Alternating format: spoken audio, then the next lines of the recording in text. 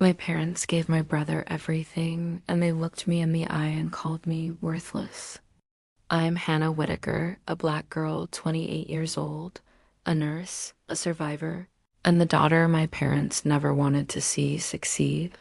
If you've ever felt invisible in your own family, stay with me because this story isn't just about money. It is about waking up one day and realizing you were never the favorite, but you can still win in the end. I've been a nurse since the day I finished school. Long nights, aching feet, saving strangers. It's hard, but it's honest. And yet, at home, none of it mattered. My parents never cared about the lives I saved.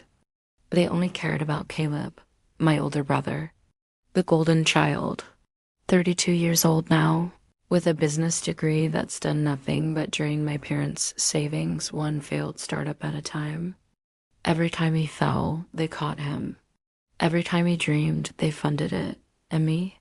I could come home after a 12-hour shift on no sleep, tell them I'd helped save a newborn or comforted a dying man, and they'd barely look up. But if Caleb said, I have a new idea, they'd light up like he'd just invented electricity. That was my entire life. Him in the spotlight, me in the shadows. One night, everything changed.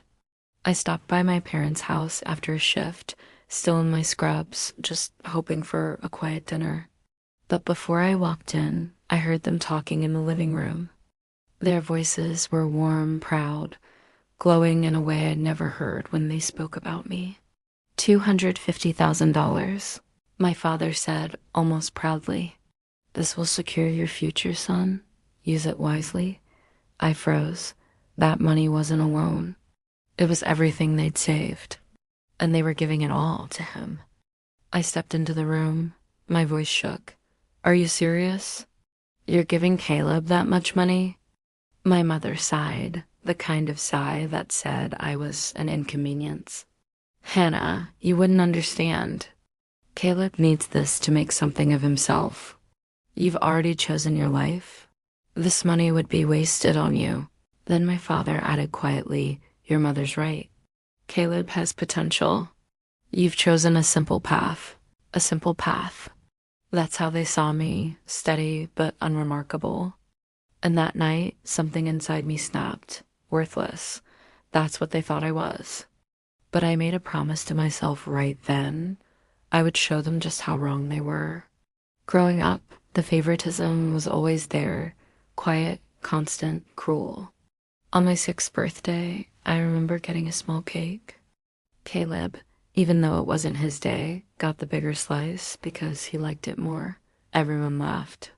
I didn't. When I brought home perfect grades, my mom would glance at my report card and say, that's nice, Hannah.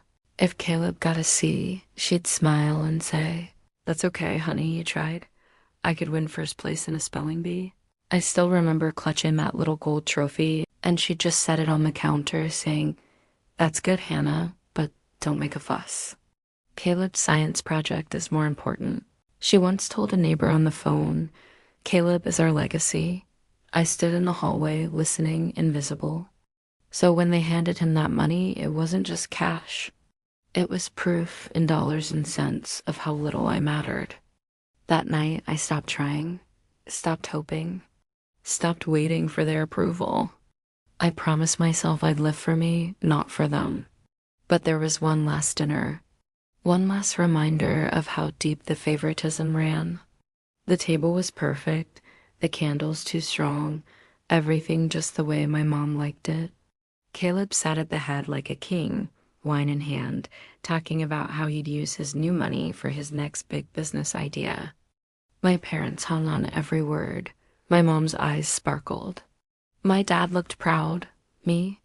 I was invisible again. Until my mom turned to me and said, Hannah, could you help clear the dishes? Not, what do you think of Caleb's plans? Not, how's work? Just help. I bit my tongue, carried the plates, and came back to Caleb smirking. You know, Hannah, he said, nursing's cute and all. But real money takes brains. And my parents laughed. Something inside me broke clean in half. I stood up, my chair scraping the floor. Do you even hear yourselves? I've spent my life working hard, saving lives, and you act like it's nothing. He fails over and over, and you treat him like a genius. I'm done. My father didn't even look up. You're just bitter because you'll never be more than average. Average. That was the last word he ever said to me as his daughter. I walked out that night and never looked back. The next morning, I blocked their numbers. No more guilt trips, no more manipulation, no more pretending. I moved into a tiny apartment with creaky floors and soft blue walls. It wasn't much, but it was mine. For the first time in my life, I felt free. I threw myself into work. Extra shifts, extra hours. Every dollar I earned was another brick in the wall between me and the people who said I'd never be enough. A coworker, Maya, became my closest friend. One night over coffee, she said, "Blood doesn't make family. Peace does." Those words stuck. I built my life slowly, quietly, and piece by piece, I became someone I was proud of. Years passed. Caleb's name started floating around again, but this time not in praise. Failed business, debt, investors pulling out, the $250,000. Gone, every cent. My parents had bet everything on him and lost. And me, the worthless one, I was promoted to head nurse. Later, hospital administrator. For the first time, I wasn't living in anyone's shadow. I had built my own light. Then one evening, there was a knock on my door. When I opened it, I froze. Caleb, unshaven, pale, broken. "Hannah," he said, "I need help." Mom and Dad said you could spare something. I just stared. "They sent you here?" He nodded, desperate. "You've always been jealous," he snapped. "They believed in me. Just help me out this once." Jealous, that word again. I almost laughed. "You were handed everything, Caleb. I built my life from nothing. You want help? Help yourself." And I shut the door. For the first time, it wasn't out of anger. It was peace. Weeks later, my phone rang, my parents. I almost didn't answer, but curiosity won. "Hannah," my mother said, "it's about Caleb. He's struggling. He needs you." Family sticks together. My father's voice followed, sharper. "Stop being selfish. You're making this about you. I didn't cry this time. I didn't beg." "Families don't call their daughter worthless," I said. "Families don't gamble their love on one child." Then I hung up. And for the first time, their silence felt like freedom. The Whitaker's name used to mean something in our town. Now it meant failure. My parents sold the car, the vacation house, everything, trying to save Caleb's mess and the people who once admired them. They pitied them now. Meanwhile, I kept rising. Promotion after promotion, respect, stability, peace, not revenge, balance. The world simply corrected itself. They gave everything to the son who took and took until there was nothing left.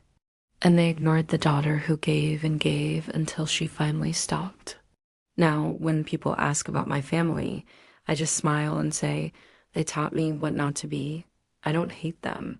I just outgrew them, because in the end, the worthless one became the only one who knew her worth. Don't forget to like and subscribe for more amazing stories.